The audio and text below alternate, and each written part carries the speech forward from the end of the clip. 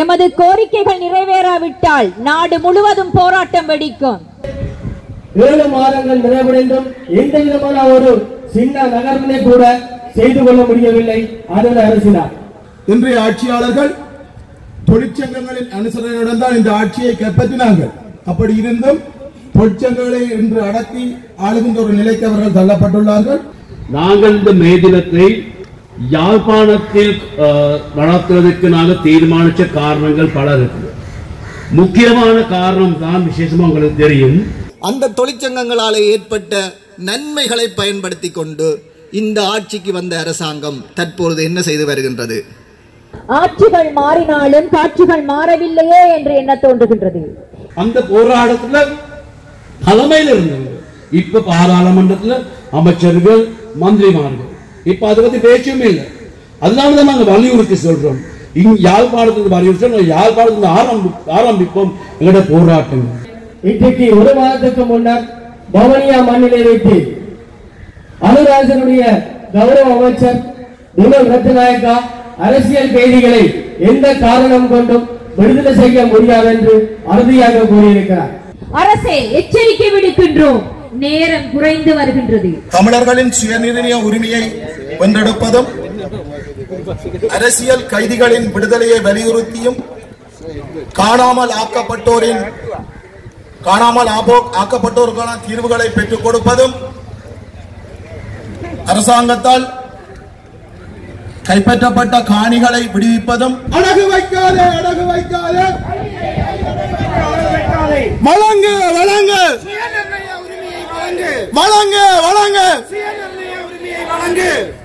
விடுதலை செய்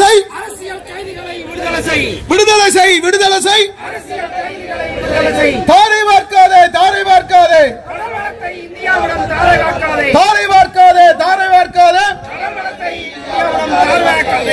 எங்களுடன் இணைந்து வடமாகாணத்தில் தொழிற்படுகின்ற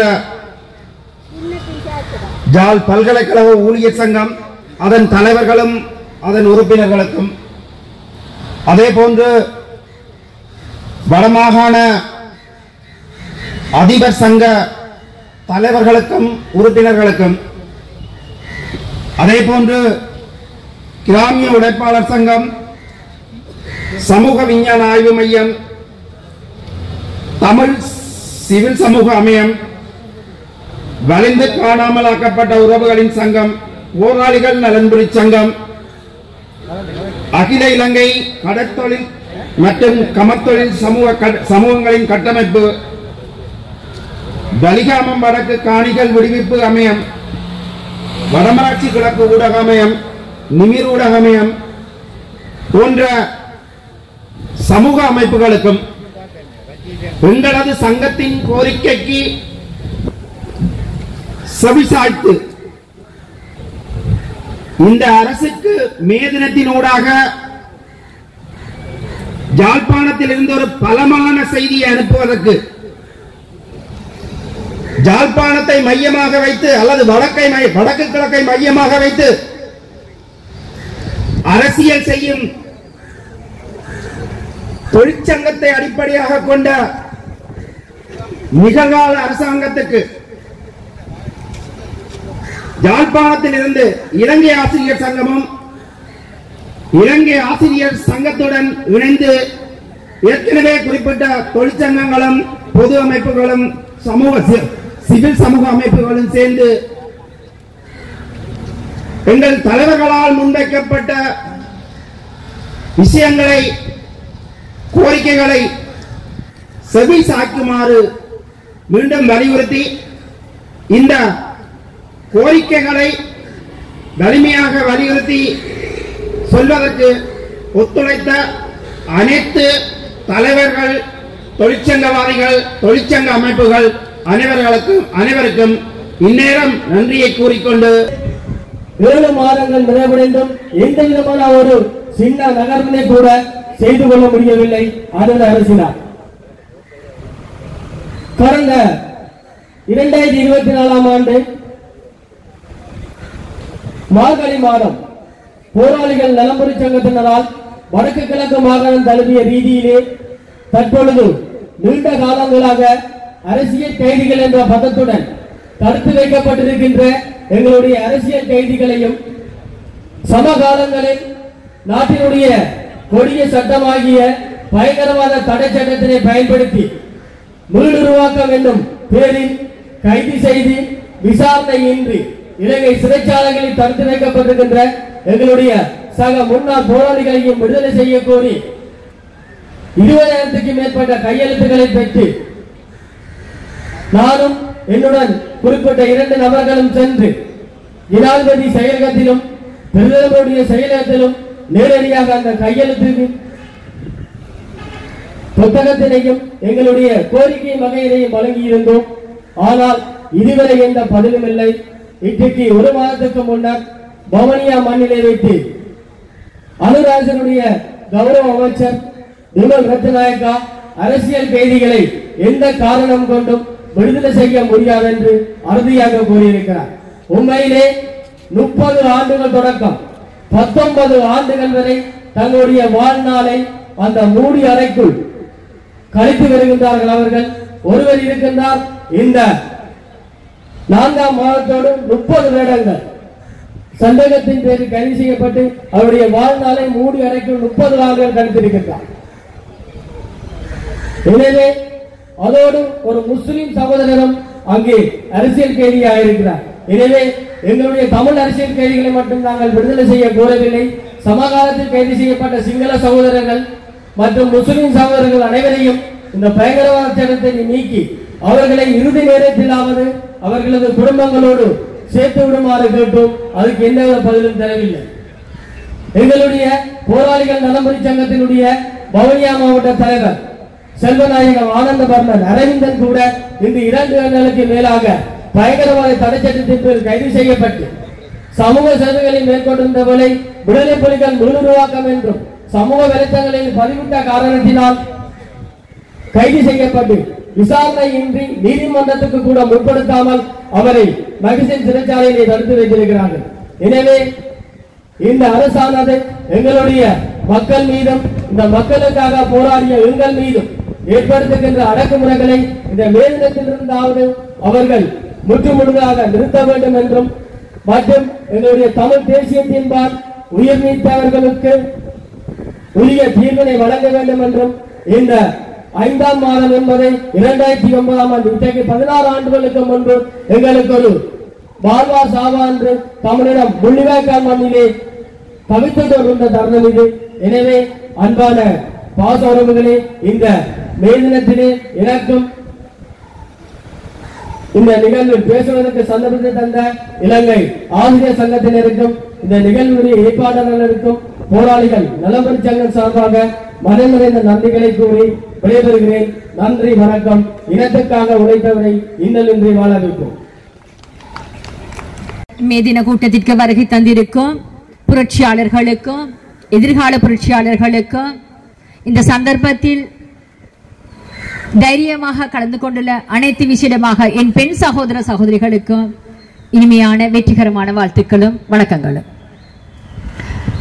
2025ஆம் ஆண்டு இலங்கை ஆசிரியர் சங்கத்தின் மேதின கருப்பொருளாக சட்டப்பூர்வமாக ஏற்றுக்கொள்ளப்பட்ட சுபோதினி குழுவின் பரிந்துரை 3/2 சம்பள உயர்வு மற்றும் உழைப்புக்கேற்ற வெகுமதியை உறுதி செய்ய என்பது இவ்வருட இலங்கை ஆசிரியர் சங்கத்தின் முழக்கமாக காணப்படுகின்றது. ஆனால் ஆட்சிகள் மாறினாலும் காட்சிகள் மாறவில்லையே என்று எண்ண தோன்றுகின்றது. இலங்கையின் மிகப்பெரிய தொழிற்சங்கத்தின் பங்குதாரர்களாக விசேடமாக ஆசிரியர் ஆளணியிலே மிகப்பெரிய ஆளணியினரின் அங்கத்தவர்களாக காணப்படும் பெண் ஆசிரியர்கள் காணப்படுவதால இந்த பாரபட்சம் காணப்படுகின்றது. எமது கோரிக்கைகள் நிறைவேறாவிட்டால் நாடு முழுவதும் போராட்டம் வெடிக்கும். ஆசிரியைகள் தூக்கத்தில் இல்லை, போராட தயாராகத்தான் இருக்கின்றார்கள். அரசே, எச்சரிக்கை விடுக்கின்றோம். நேரம் குறைந்து வருகின்றது. ஆசிரியர்களின் பொறுமை வரம்பு மீற வாய்ப்பை எதிர்பார்த்த வண்ணம் காத்திருக்கின்றது. போராட்டம், வேலை நிறுத்தம், சுகையின விடுமுறை, பணி பகிஷ்கரிப்பு என கடைசி எச்சரிக்கை. அரசு கவனிக்காவிட்டால் பெரும் போராட்டம் வரும். ஆசிரியர்களின் கோபம் அரசுக்கு பேரழிவாக அமைந்துவிடும். எனவே கல்வியில் ஏற்படும் தடங்கள் அரசுக்கு மிகப்பெரிய அழிவை ஏற்படுத்தும். எனவே மாணவர்களே, பெற்றோர்களே, கல்வி சமூகமே, கல்வி ஆர்வலர்களே, எமது நியாயமான கோரிக்கைகள் தொடர்பாக விழிப்படையுங்கள். ஜனநாயக ஆட்சி என்ற பெயரில் விரலில் மை வைத்தவர்களுக்கு நெற்றியில் நாமத்தை போடுவதுதான் ஜனநாயக ஆட்சியா என்று கேள்விதான் எழுகின்றது. இன்றைய அரசியலானது மர்மங்கள் நிறைந்த பெர்முடா முக்கோணம் போன்று காணப்படுகின்றது. ஆனால் அந்த மர்மங்களை எல்லாம் புரிந்து கொள்வதற்கு எமக்கொன்றும் அது புரியாத புதிர் அல்ல. ஆசிரியர்களின் கோபம் அரசுக்கு பேரழிவு, கல்வி மறுப்பு நாட்டுக்கு அழிவு. எனவே ஆசிரியர்களின் போராட்டம் அரசிற்கான மரணமணியாக அமைந்துவிடக் கூடாது. எங்கள் பிரச்சனைகளுக்கு அரசாங்கம் ஒரு தீர்வல்ல, ஆனால் அரசாங்கமே பிரச்சனையாக அமைந்துவிடக் கூடாது. எனவே எதிர்காலத்தில் சுபிட்சமான, சௌபாக்கியமான, நிறைவான ஒரு நல்லாட்சியை உறுதி செய்ய வேண்டும் என்பது எங்களுடைய எதிர்பார்ப்பாக காணப்படுகின்றது. மேதினம் வாழ்க, தொழிலாளர் ஒற்றுமை வாழ்க, உரிமைக்காக போராடுவோம், வென்று வெற்றி பெறுவோம். நன்றி. எங்களுக்கு தெரியும், இன்று நாங்கள் இந்த மே தினத்தை யாழ்ப்பாணத்தில் நடத்துவதற்கு நாங்கள் தீர்மானித்த காரணங்கள் பல இருக்கு. முக்கியமான காரணம் தான் விசேஷமா உங்களுக்கு தெரியும், இந்த அரசாங்கம் பதவிக்கு வந்த பிந்தி பதவிக்கு வரக்குள்ளையும் விசேஷமாக மக்கள், விசேஷமாக வடகிழக்கு மக்கள் ஆதரவு கொடுத்திருந்தாங்க. இப்ப இந்த ஆதரவோட எல்லோரும் கேட்ட ஒரு கேள்விதான், தமிழ் மக்கள் முகம் கொடுக்கும் பிரச்சனைகளுக்கு தீர்வு வழங்க வேண்டும் என்கிறது. விசேஷமாக உங்களுக்கு தெரியும், போர் முடிஞ்சிட்டு, போர் முடிஞ்ச பிந்தி 2009ஆம் ஆண்டு போர் முடிஞ்ச பிந்தி இதுவரைக்கும் மக்கள் முகம் கொடுக்கும் போரின் பின்னால் இந்த பிரச்சனைக்கும், போர் நேரம் நடந்த அநீதிகளுக்கும் மக்களுக்கு அந்த பிரச்சனைக்கு தீர்வு வழங்க வேண்டும் என்கிறது. அது முக்கியமாக உங்களுக்கு தெரியும், காணாமல் போனவர் சம்பந்தமாக, அதோட விசேஷமாக சிறை கைதிகள் சம்பந்தமாக, மக்களின் காணி பிரச்சனை சம்பந்தமாக பல பிரச்சனைகள் இருக்குது. ஆக்கிரமிப்புகள் சம்பந்தமாக பல பிரச்சனைகள் மக்கள் முன் வச்சாங்க. அதோடு விசேஷமாக அவங்க முன் வச்ச ஒரு பிரச்சனை தான் அரசியல் தீர்வு, தமிழ் மக்களுக்கான அரசியல் தீர்வு. அது அரசு வாக்கெடுக்க வேண்டிய என்ன சொன்ன காரணம் என்னது? அவங்க சொன்ன ஒரே காரணம் தான், இங்க இருக்கிறது ஒரே ஒன்றுதான், பொருளாதார ரீதியான பிரச்சனை மட்டும்தான் இருக்கு, வேறொரு பிரச்சனையும் இல்லை. நாங்க அது கண்ணம் கேள்வியின் சில்லா கூட சொன்னதா இதுதான். அப்போ அவங்க இதை விசேஷமாக பொருளாதார பிரச்சனையா தான் அதை பார்த்தது. அதனால ஏனைய பிரச்சனை சம்பந்தமாக பேசுறாங்களே தவிர இதுவரைக்கும் அது சம்பந்தமாக ஒரு விடயம் இல்லை. ஆனாலும் எங்களுக்கு தெரியும், இந்த அரசாங்கம் தான் விசேஷமாக ஜோதிலிங்கம் சொன்ன மாதிரி இந்த அரசாங்கம் தான் அந்த போருக்கான ஆதரவு கொடுத்தது. வடகிழக்கு பிரிக்கிறதுக்காக கோர்ட்ஸுக்கு போனது, அவங்க சுனாமி நேரம் போர்டுக்கு எதிராக செயல்பட்டது, போருக்கு ஆதரவு அளித்தது. மக்கள் நினைச்சாங்க வந்த பின் இந்த பிரச்சனை, இந்த ஒரு மாற்றம் ஏற்படுத்தி இந்த பிரச்சனைக்கு தீர்வு வழங்குவாங்க. ஆனால் இதுவரைக்கும் வழங்கி இல்லை. அதனால அதை வலியுறுத்துறது, மக்கள் பிரச்சனை வலியுறுத்துறதுக்காக தான் இலங்கை ஆசிரியர் சங்கம் யாழ்ப்பாணத்தில் இந்த மே தினத்தை நாங்கள் நடத்துறதுக்கு தீர்மானிச்சிருந்தோம். உங்களுக்கு அதனாலதான் நாங்கள் ஏழை அமைப்புகளை மறைச்சிருக்கிறோம். நாங்கள் எதிர்பார்க்கிறோம் அரசுக்கு வலியுறுத்தி கூறுவதற்கு தமிழ் மக்கள் முகம் கொடுக்கும் பிரச்சனை தீர்க்க சொல்லி. நாங்க அரசியல் நிலைப்பாடுகள் எங்களுக்கு இருக்கு. ஜனநாயக ரீதியா, ஜனநாயக உரிமைகள் சம்பந்தமாக, விசேஷமாக தமிழ் மக்களின் உரிமை சிறுபான்மை மக்களின் உரிமை சம்பந்தமாக இலங்கை ஆசிரியர் சங்கம் 1978ஆம் ஆண்டிலே நாங்கள் ஒரு தீர்மானம் தமிழ் மக்கள் சுயநிர்ணயம் ஏற்றுக்கொள்ள வேண்டும் என்கிறது. அதனால அன்றிருந்து இன்று வரை தமிழ் மக்கள் முகம் கொடுக்கும் பிரச்சனை, சிறுபான்மை மக்கள் முகம் கொடுக்கும் பிரச்சனை சம்பந்தமாக பேசுவோம். அதனாலதான் நாங்கள் இன்று இந்த மே தினத்தில் இது வலியுறுத்துவதற்காக நாங்கள் செயல்படுறோம். எங்கட ஒரு சம்பள போராட்டம் இருந்துச்சு, நீண்ட சம்பள போராட்டம். எங்கட சம்பள முரண்பாடு 1997ஆம் ஆண்டுல இருந்து இருக்கிறது ஒண்ணு. அந்த 97ஆம் ஆண்டுல சம்பள முரண்பாடு தீர்க்கிறதுக்காக நாங்கள் பல போராட்டங்கள் செஞ்சோம். அந்த போராட்டங்கள்ல கடைசியாக நாங்க முடிவு என்னது, நாங்க எடுத்தது முடிவு என்னது, எப்படி சார் இதை வென்றெடுப்போங்கிறது. அதுல அரசாங்கம் சுபோதனிங்கிற மேலதிக செயலாளர் தலைமையில் ஒரு குழுவை உருவாக்கி அந்த குழு மூலம் எங்களோட சம்பள அதிகரிப்பை கொடுக்க தீர்மானிச்சாங்க. அதுல எங்களுக்கு கிடைச்சது 1/3 மட்டும்தான். 2022 இருந்து அடுத்த கட்டம் வழங்க சொல்லி நாங்க எல்லோரும் ஒன்றா சேர்ந்து 2024 ஆண்டு பிப்ரவரி மாசம் கண்டில் ஆரம்பிச்ச போராட்டம் நாங்கள் கொண்டு வந்து ஜூன் மாசம் 26ஆம் தேதி ஜனாதிபதி செயலகத்தில் முன்னால் நாங்க பாரியூர் ஆர்ப்பாட்டம் செஞ்சோம். 10,000க்கு மேல் ஆசிரியர்கள் கொண்டு அப்ப அந்த போராட்டம் ஒரு பக்கத்தில் நாங்கள் செஞ்சோம். இப்ப அந்த போராட்டம் செஞ்ச செயல்பாட்டு தலைவர்கள் இன்று என்ன சொல்றாங்க, எங்களுக்கு இது சுபோதனி தலைமை குழு கொடுத்த அறிக்கையில கொடுத்த சம்பளம் அதிகரிப்ப வழங்க இயலாதான். இங்க தற்போது இருக்கிற ஆசிரியர் சேவை வழியா இருக்காது குவாலிட்டியாக. இப்ப நாங்க கேட்கிறோம் அவங்கள்ட்ட, இப்ப எங்களோட ஒன்னா போராடினவங்க இப்ப எப்படி அதை சொல்றது? எங்களோட ஒன்னா கோரிக்கை வச்சவங்க தான் இது. இந்த ஜெயசிங்க உட்பட தொழிற்சங்க தலைவர்கள் எங்களோட ஒன்னா சேர்ந்து ஆசிரியர் அதிபர்கள் சம்பள முரண்பாடுக்காக போராடி சுபோதினி அறிக்கையை அமல்படுத்த சொன்னவங்க மறுபக்கத்தில் தான் பேசுறாங்க. இது இவ்வளவு கேலியான வேலை ஒரு பக்கத்தில். அடுத்தது இப்ப எல்லோரும் சொல்றாங்க சம்பளம் அதிகரிச்சிருக்குது.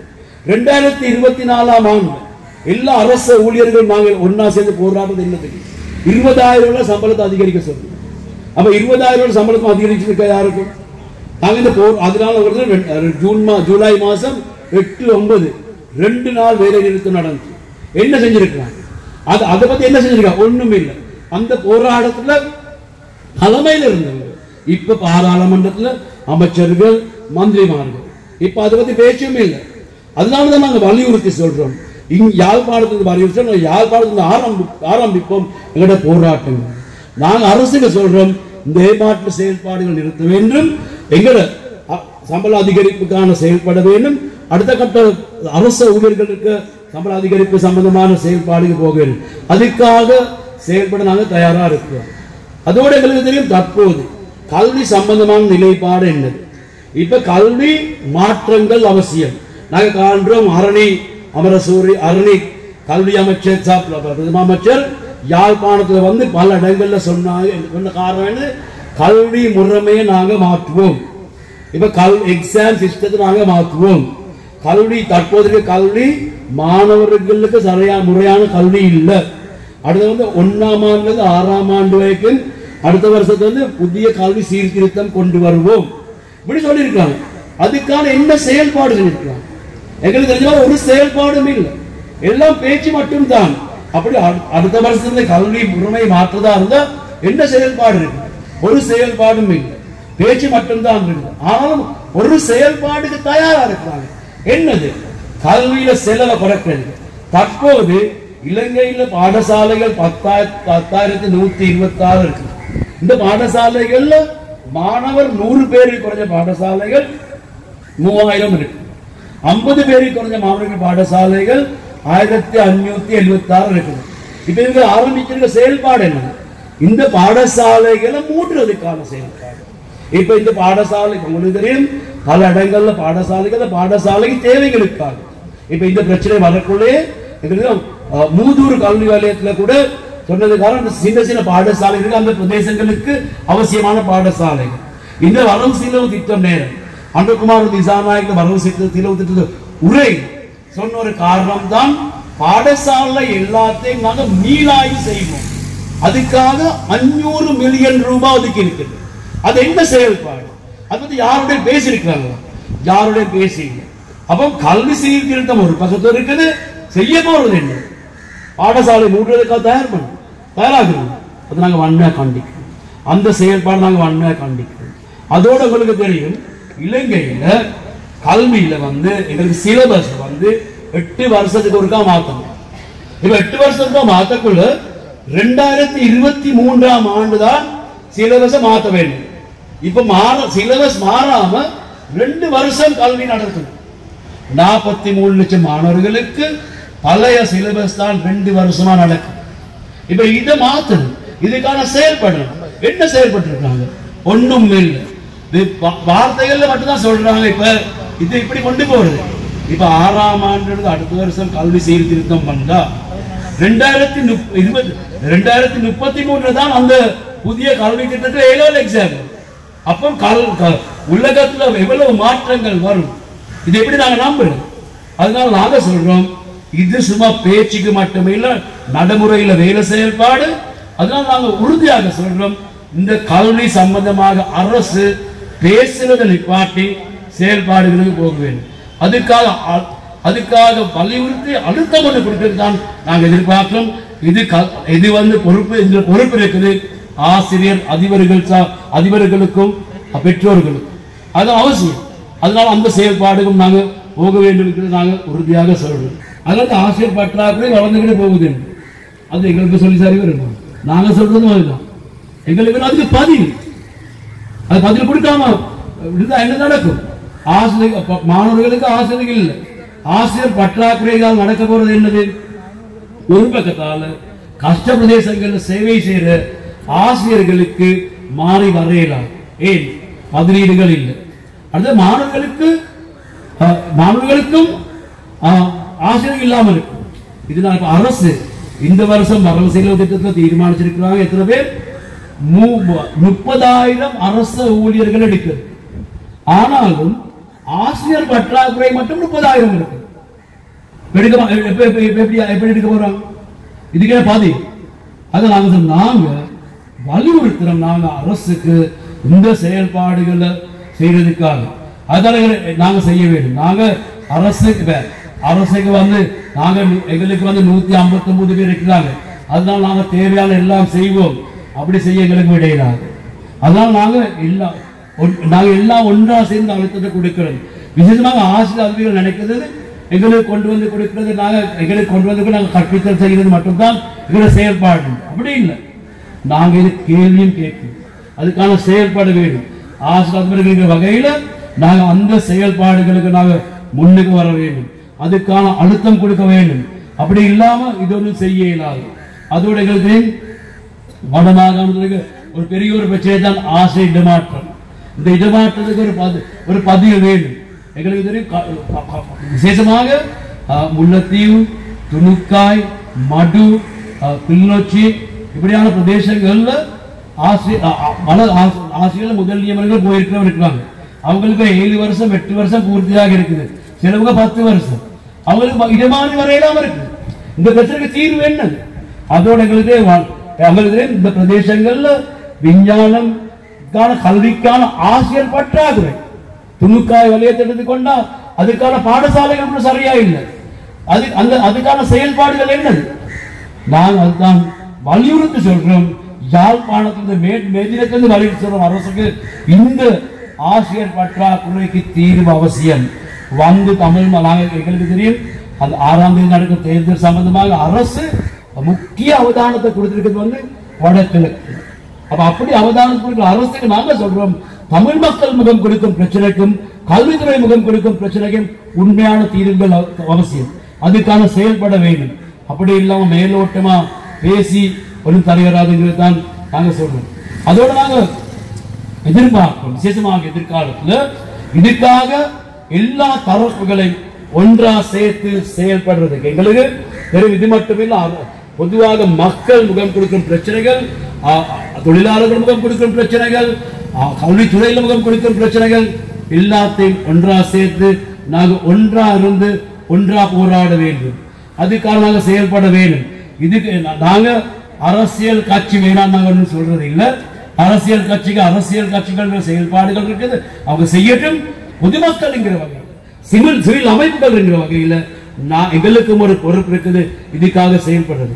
அதனால நாங்க இந்த மே தினம் மாதிரி நாங்க எல்லாரும் ஒன்னா சேர்ந்து நாங்க எங்களோட ஒற்றுமையை காட்டுவோம், ஒன்னா சேர்ந்து வலியுறுத்தி போவோம். இது இந்த 2025ஆம் ஆண்டு மே தினம் அதுக்கு ஒரு முன்னுதாரணமா நாங்கள் எடுப்போம்.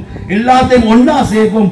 ஒன்னா சேர்த்து தொழிற்சங்கங்கள், சிவில் அமைப்புகள், மக்கள் அமைப்புகள் எல்லாம் ஒன்னா சேர்த்து இந்த அரசுக்கு அச்சுறுத்தல் கொடுக்கும் வலியுறுத்தும் போராட்டத்தை ஆரம்பிக்கும் சொல்லி நான் விடைபெறுகிறேன். எல்லோருக்கும் நன்றி. தொழிலாளர் தினம் வந்து ஒரு தொழிலாளர்கள் தமது உரிமைகளை வென்ற, தமது போராட்டங்களை நடத்திய எல்லாவற்றுக்குமான ஒரு அடையாளமாக காணப்படுகின்ற ஒரு நாளாக காணப்படுகிறது. இந்த நாளிலே தொழிலாளர்கள் ஆகிய நாங்கள் எங்களுடைய உரிமைகளை வென்றிருக்கின்றோம் என்பதற்கான அடையாளம். அது மட்டுமல்லாமல் இன்னும் வெல்வதற்கான உரிமைகள் பல இருக்கின்றன. என்ற விடயங்களை நாங்கள் மனத்தில் கொள்ள வேண்டும். அதற்காக நாங்கள் தொடர்ந்து போராட வேண்டும். ஏற்கனவே பல 100 ஆண்டுகளாக எமது தொழிலாளர்கள் போராடி கிடைத்த பல வெற்றிகளை நாங்கள் இன்று அனுபவித்துக் கொண்டிருக்கின்றோம். குறித்த வெற்றிகளை நாங்கள் இன்று உரிமைகளாக பயன்படுத்திக் கொண்டிருக்கின்றோம். ஆரம்ப காலத்தில் அடிமைகளாக நடத்தப்பட்ட தொழிலாளர்கள் இன்று பல உரிமைகளுடன் இருக்கின்றோம். ஆனால் இன்னும் நமது முழுமையான உரிமைகள் பல இடத்தில் கிடைக்கப்பெறவில்லை. உத்தரவாதங்களை கொடுக்கின்றன. ஆட்சிக்கு வந்த பொழுது அந்த உத்தரவாதங்கள் எங்கே காணாமல் போகின்றன என்று காணக்கூடியவில்லை. இப்பேற்பட்ட பல தொழிற்சங்கங்கள் சேர்ந்து ஏற்பட்ட சில மாற்றங்களை அடிப்படையாக கொண்டு அந்த தொழிற்சங்கங்களாலே ஏற்பட்ட நன்மைகளை பயன்படுத்தி கொண்டு இந்த ஆட்சிக்கு வந்த அரசாங்கம் தற்பொழுது என்ன செய்து வருகின்றது? எங்களுடைய தொழிலாளர்களுக்காக என்ன விடயங்களை செய்திருக்கின்றது? காலத்துக்கு காலம் தொழிலாளர்கள் சம்பள உயர்வு கோரி போராடி வருகின்றார்கள். இதென்ன காலத்துக்கு காலம் சம்பள உயர்வு இருக்கிறார்களே, இவர்களுக்கு இதுதான் வேலையா? போராட்டம் இல்லாட்டில் இவர்கள் இருக்க மாட்டார்களா என்று மற்றவர்களுக்கு கேள்வி எழலாம்.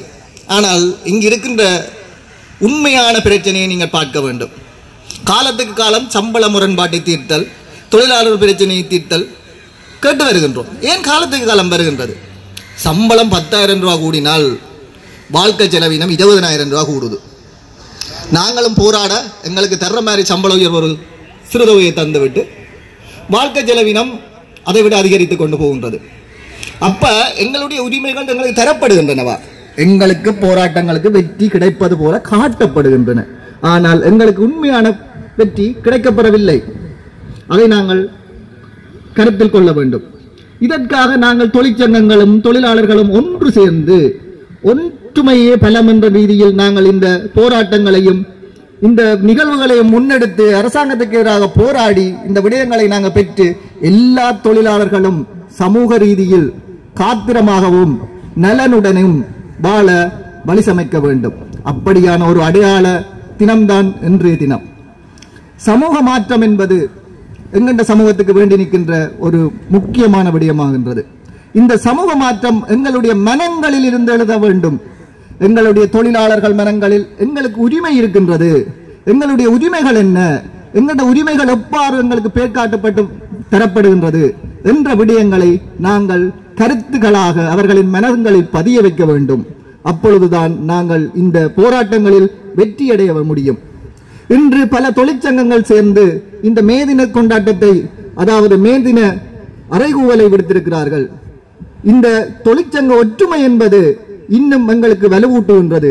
ஒவ்வொரு தொழிற்சங்கங்களுக்கும் தனிப்பட்ட பிரச்சனைகள் இருக்கின்றது. ஒவ்வொரு தொழிற்சங்கங்களுக்கும் தனிப்பட்ட உரிமைகள் இருக்கின்றன. அந்த பிரச்சனைகளை ஒருவருக்கொருவர் உறுதுணையாக நின்று வென்றெடுத்து ஒருவருக்கொருவர் கொடுத்து அனைவரையும் வாழ வைத்து வாழப்பட வேண்டும். எமது தொழிலாளர்கள் மத்தியில் தொழிலாளர்கள் உரிமை சம்பந்தமாக பல சட்டத்திட்டங்கள் நிறைவேற்றப்பட்டிருக்கின்றன. ஆனால் அந்த சட்டத்திட்டங்கள் எவ்வளவு நடைமுறையில் இருக்கின்றன என்பதை நாங்கள் பார்த்துக் கொள்ள வேண்டும். அந்த சட்டத்திட்டங்கள் பற்றி நாங்கள் எங்களுடைய தொழிலாளர்களுக்கு பல விடயங்களை கருத்துக்களை சொல்ல வேண்டும். அவர்களுக்கான அந்த உரிமைகள் மீறப்படும் பொழுதும் அவர்கள் பாரபட்சமாக நடத்தப்படும் பொழுதும் அதற்காக போராட்டங்களை செய்ய வேண்டும். அதற்கான வென்றெடுப்புகளை நடத்தி கொடுக்க வேண்டும். எங்களுடைய தொழிற்சங்கவாதிகள் இருக்கின்றார்கள். பல போராட்டங்களை நடத்தி பல பிரச்சனைகளை எதிர்கொண்டு பல உரிமைகளை வென்று கொடுத்ததுடன் பல அநியாயங்களை தட்டி கேட்டவர்கள். இதை நாங்கள் தொடர்ந்து நடத்தி இதே போன்ற வழியில் ஒற்றுமையாக நின்று தொழிற்சங்கங்களாக இருக்கும் போதுதான் எங்களுடைய உரிமைகளையும் எங்களுடைய பிரச்சனைகளையும் வென்றெடுக்க முடியும். எனவே நாங்கள் இன்று கூடியது போல என்றைக்கும் கூடி ஒற்றுமையாக எங்களுடைய உரிமைகளை வென்றெடுத்து தொழிலாளர்கள் நலன்களை காக்க வேண்டும். தொழிலாளர்கள் நலன்கள் காக்கப்படும் பொழுதுதான் எங்களுடைய சமூக மாற்றம் இடம்பெறும். எங்களுடைய சமூகம் ஆரோக்கியமாகவும் சுகவாழ்வுடனும் சந்தோஷத்துடனும் வாழ வேண்டும். அவ்வாறு வாழ்கின்ற பொழுதுதான் எங்களுடைய அடுத்த சந்ததி ஆரோக்கியமான ஒரு சந்ததியாக வளர முடியும். தொழிலாளர்களின் உரிமையை வென்றெடுத்தலும் தமிழர்களின் சுயநிர்ணய உரிமையை வென்றெடுப்பதும் அரசியல் கைதிகளின் விடுதலையை வலியுறுத்தியும் காணாமல் ஆக்கப்பட்டோருக்கான தீர்வுகளை பெற்றுக் கொடுப்பதும் அரசாங்கத்தால் கைப்பற்றப்பட்ட காணிகளை விடுவிப்பதும் மலையக தொழிலாளர்களின் உரிமைகளை பெற்றுக் கொடுப்பதும் கல்வியில் ஏற்பட்டுள்ள தடைகளை நீக்கி அதனை வென்றெடுப்பதும்,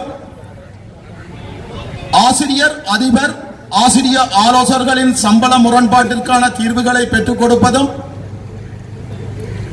அத்துடன் ஏனைய தொழிலாளர்களின் சம்பள முரண்பாடுகளை பெற்றுக் கொடுத்து இந்த மேதின அறைகூவலை விடுத்து விடைபெறுகின்றோம். நன்றி. வழங்கு வழங்கு வழங்கு வழங்கு நிறுத்து நிறுத்து நிறுத்து நிறுத்து மாணவரிடம் பணம் அறவிடுவதை நிறுத்து. ஆட்சிக்கு வருவதற்கு 2/3, ஆட்சிக்கு வந்தபின் எங்கே 2/3? ஆட்சிக்கு வருவதற்கு 2/3, 3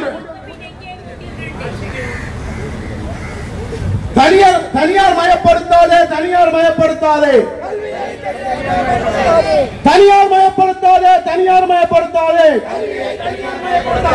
விற்காதே விற்காதே விற்காதே விற்காதே, அழகு வைக்காதே அழகு வைக்காதே, அழகு வைக்காதே அழகு வைக்காதே, வழங்கு வழங்கு வழங்கு வழங்கு, விடுதலை செய் விடுதலை செய், விடுதலை செய் விடுதலை செய், தாரை பார்க்காதே தாரை பார்க்காதே, தாரை பார்க்காதே தாரை பார்க்காதே, நீக்கு நீக்கு நீக்கு நீக்கு, உட்படுத்தாதே உட்படுத்தாதே, இந்திய விஸ்தரிப்பு வாதத்துக்கு உட்படுத்தாதே, உட்படுத்தாதே உட்படுத்தாதே, இந்திய விஸ்தரிப்பு வாதத்துக்கு உட்படுத்தாதே, வழங்கு வழங்கு, மலையக தோட்ட தொழிலாளருக்கு அடிப்படை வசதிகளை வழங்கு, வழங்கு வழங்கு, தீர்த்து வை தீர்த்து வை, தீர்த்து வை தீர்த்து வை, சீராக்கு சீராக்கு சீராக்கு சீராக்கு, வளப்படுத்து வளப்படுத்து வளப்படுத்து வளப்படுத்து என்ற கோஷங்களுடன் எங்களது உரிமைகளை வென்றெடுப்போம் என்று கூறி விடைபெறுகின்றோம். நன்றி, வணக்கம். இதில் கலந்து கொண்ட அனைவருக்கும் மதிய உணவு ஒழுங்குபடுத்தப்பட்டுள்ளது. அதனை பெற்று செல்லுமாறு அன்புடன் அழைத்து நிற்கின்றோம்.